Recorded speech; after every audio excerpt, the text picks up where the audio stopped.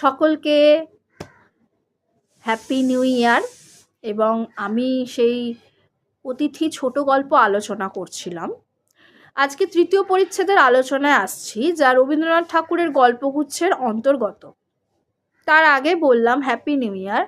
সকলের নতুন বছরের জন্য সকলকে অনেক অনেক শুভেচ্ছা এবং খুব ভালো কাটুক এই বছর।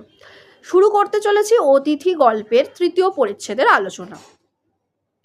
চারুশশী তাহার পিতামাতার একমাত্র সন্তান, তাহাদের পিতৃমাতৃ স্নেহের একমাত্র অধিকারিণী। তাহার খেয়াল এবং জেদের অন্ত ছিল না। খাওয়া, কাপড় পরা, চুল বাঁধা সম্বন্ধে তাহার নিজের স্বাধীন মত ছিল, কিন্তু সে মতের কিছুমাত্র স্থিরতা ছিল না। যেদিন কোথাও নিমন্ত্রণ থাকিত সেদিন তাহার মায়ের ভয় হইত পাছে মেয়েটি সাজসজ্জা সম্বন্ধে একটা অসম্ভব জেদ ধরিয়া বসে।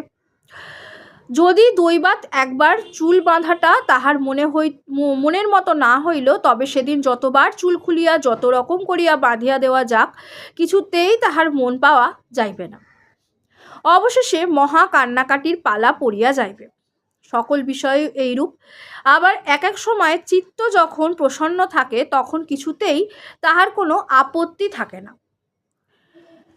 তখন সে অতিমাত্রায় ভালোবাসা প্রকাশ করিয়া তাহার মাকে জড়াইয়া ধরিয়া চুম্বন করিয়া হাসিয়া বকিয়া একেবারে অস্থির করিয়া তোলে। এই ক্ষুদ্র মেয়েটি একটি দুর্ভেদ্য প্রহেলিকা।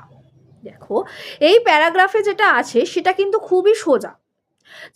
আমাদের এখানে আমরা চারু সম্পর্কে জানতে পারছি, চারুশশী সম্পর্কে জানতে পারছি। শুরু হচ্ছে সে কেমন প্রকৃতির মেয়ে, ঠিক আছে?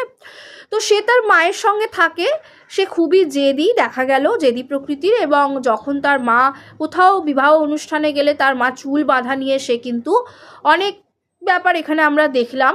তার মন খেয়াল খুশি এবং সে খেয়াল খুশি মতো নিজের মতো থাকতে চায়। তার মন কখনো স্থিরতা পায় না, অস্থির চিত্তের সে এক মেয়ে।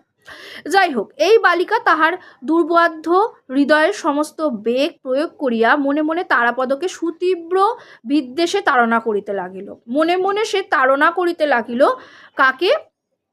তারাপদকে। কারণ সে নিজের মতো আর হিংসে একটু একটু হচ্ছে। যাই হোক, পিতামাতাকেও সর্বতভাবে উদ্বেজিত করিয়া তুলিল। আহারের সময় রোদনোন্মুখী হইয়া ভোজনের পাত্র ঠেলিয়া ফেলিয়া দেয়। রন্ধন তাহার রুচিকর বোধ হয় না, তার ভালো লাগছে না। দাসীকে মারে, সকল বিষয়ে অকারণ অভিযোগ করিতে থাকে। তারাপদর বিদ্যাগুলি যতই তাহার এবং অন্য সকলের মনোরঞ্জন করিতে লাগিল, ততই যেন তাহার রাগ বাড়িয়া উঠিল।